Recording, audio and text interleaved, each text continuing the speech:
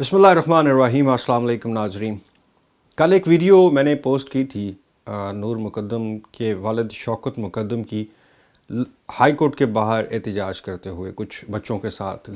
بچوں کے ساتھ، جو کہ ان کی فیملی تھی نور مقدم کی، یعنی ان کی سسٹر تھی، کچھ دوست تھے، بہت کم لوگ تھے، لیکن بہرحال ایک بوڑھا باپ انصاف کے لیے سڑک پر آنا پڑا اس کو۔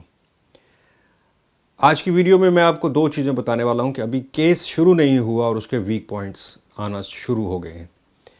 اور یہ ویک پوائنٹس کوئی مخالف گروپ یا ملزمان کی طرف سے نہیں، خود مدعی مقدمہ کی طرف سے جو وکیل پیش ہو رہے ہیں ان کی طرف سے ویک پوائنٹ سامنے آنا شروع ہوئے ہیں۔ اس کا امپلیکیشنز کیا ہوں گی کیس کے اوپر مجھے نہیں پتہ، لیکن بہرحال میں آپ کے سامنے ساری تفصیل رکھ دیتا ہوں۔ سب سے پہلے تو میں بہت بریفلی آپ کو شارٹ بتاؤں گا کہ کل جو مظاہرہ ہوا ریاست مدینہ کے دعوے، نور مقدم میری بیٹی ہے، وزیر اعظم عمران خان ملزمان کو کیفر کردار تک پہنچائیں گے، وفاقی وزیر داخلہ شیخ رشید، وزیر اعظم کے معاون خصوصی شہباز گل روز پہنچ جاتے تھے۔ آج وہ بوڑھا باپ جو کہ خود ایک سفیر رہا، ریٹائرڈ سرکاری افسر، اور بیٹی کے انصاف کے لیے وہ سڑکوں پر کھڑا ہے۔ اب نہ ہی ریاست مدینہ کے دعوے سامنے آ رہے ہیں، نہ وزیر اعظم نے مڑ کے پوچھا کہ کیا ہوا ان کی بیٹی کے ساتھ جس کو انہوں نے اپنی بیٹی کہا تھا، اور وہ باپ اب سڑکوں پر کھڑا ہے۔ آپ اس بات سے یہ اندازہ لگائیے کہ ایک سفیر کے عہدے پہ رہنے والا شخص اگر سڑک پہ کھڑا ہو کر بیٹی کے انصاف کی دہائی دے رہا ہے، تو ایک عام آدمی، ایک عام پاکستانی کتنا سفر کرتا ہوگا انصاف کے لیے، یا ان کو کتنا پرسنٹ انصاف ملتا ہوگا۔ بہرحال دوسری خبر اس میں یہ ہے آج کہ جو شاخاور ہیں وکیل، جو کہ آج بھی یعنی کل پیش ہوئے تھے عدالت میں مدعی کی طرف سے، شوکت مقدم اور نور مقدم کی طرف سے، انہوں نے ایک عرب نیوز کو انٹرویو دیتے ہوئے، وہ عرب نیوز کی خبر میری آنکھوں کے سامنے سے گزری اور کافی پریشان کن خبر تھی۔ میں نے وہ خبر دیکھی اور اس کو پھر میں نے پڑھا، آپ کے سامنے بھی میں اسکرین پہ رکھ دیتا ہوں، آپ بھی دیکھ سکتے ہیں کہ اس میں وہ کہہ رہے ہیں کہ انصاف میں تاخیر ہو سکتی ہے، یعنی ملزم کو سزائیں ملنے میں تاخیر ہو سکتی ہے، کہ ایک لانگ پروسیس ہے، یہ ابھی طویل چلے گا۔ پہلے تو ایک یہ خبر، خیر یہ بالکل چونکا دینے والی خبر نہیں کہ ہمارے پاکستان میں ایسا ہی ہوتا ہے کہ انصاف بڑا طویل ہوتا ہے۔ خیر دوسری خبر اس میں یہ تھی جو میرے لیے خبر تھی، پتہ نہیں آپ لوگ شاید پہلے اویئر ہوں، میں بہرحال اس میں اویئر نہیں ہوں، اور میں نے یہ خبر میں اس کو ڈیفرنٹ سمجھتا تھا، لیکن یہ ڈیفرنٹ نکلی۔ بتایا گیا شاخاور صاحب کی طرف سے کہ جو ملزم ہے ظاہر جعفر، اس کا بیان جو سبمٹ کیا گیا ہے اور جو چالان میں لکھا گیا ہے وہ CRPC یعنی کرمنل جو CRPC کوڈ ہوتا ہے، کوڈ اس کے تحت 160 زیر دفعہ 161 کے تحت، یہ 161 کے تحت ریکارڈ کیا گیا۔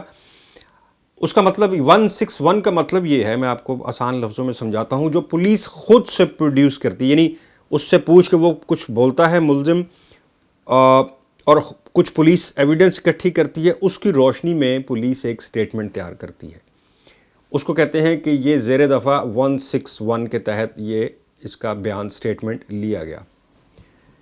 اب شاخاور صاحب نے جو عرب نیوز کو جو انٹرویو دیا، اس میں انہوں نے کہا کہ یہ بیان 161 کا کسی وقت بھی نل اینڈ وائڈ ہو جائے گا،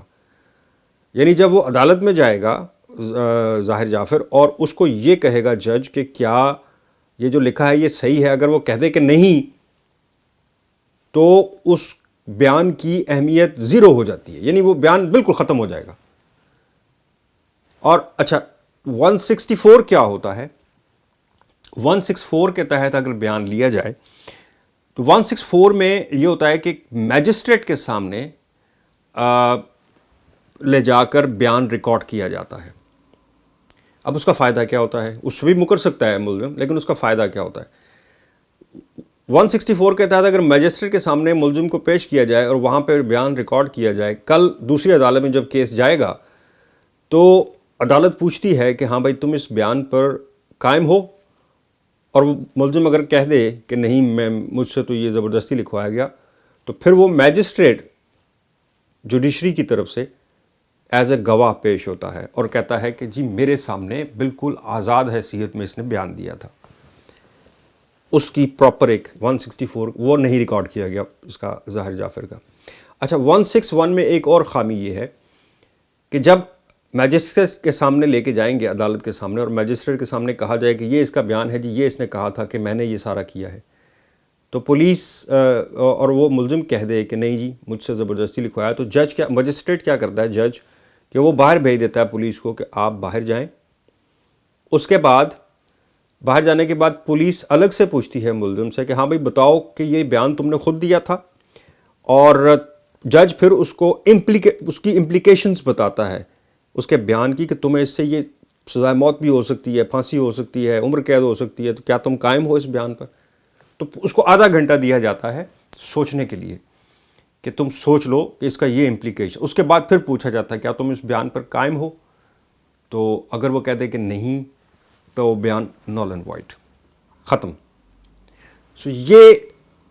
پہلے دن ہی، ابھی کیس باقاعدہ شروع نہیں ہوا ہے. 23 ستمبر کو یہ کیس کی باقاعدہ سنوائی ہوگی جب ان کو چالان کی کاپیاں دی جائیں گی. اس کے بعد پتہ چلے گا کہ کیس کہاں جاتا ہے. لیکن میں نے جیسے پہلے کہا تھا شروع میں کہ یہ مخالف اور خواجہ حارث کو وکیل کیا ہے ذاکر جعفر نے، جو کہ خواجہ حارث کا بڑا نام ہے، بڑے مہنگے وکیل ہیں، بہت قابل بھی ہیں لیکن بہت مہنگے بھی ہیں. ظاہر ہے جو قابل ہے وہ مہنگا بھی ہے، اور وہ بڑے بڑے سیاستدانوں کے کیس لڑتے ہیں سپریم کورٹ میں، ہائی کورٹ میں، سپریم کورٹ کے وکیل ہیں وہ. لیکن بہرحال ان کو وکیل کیا، ان کو بنتا تھا، ان کے پاس پیسہ ہے، وہ کر سکتے ہیں. لیکن ایسی خامیاں اگر سامنے آنا شروع ہوئی تو آپ اندازہ کر سکتے ہیں کہ انصاف میں کی امیدیں کتنی لگائی جا سکتی ہیں، اور بوڑھا باپ جو ہے وہ اب سڑکوں پر کھڑا ہے. آج کی ویڈیو میں صرف آپ کے لیے یہی میں نے بتانا تھا. شکریہ.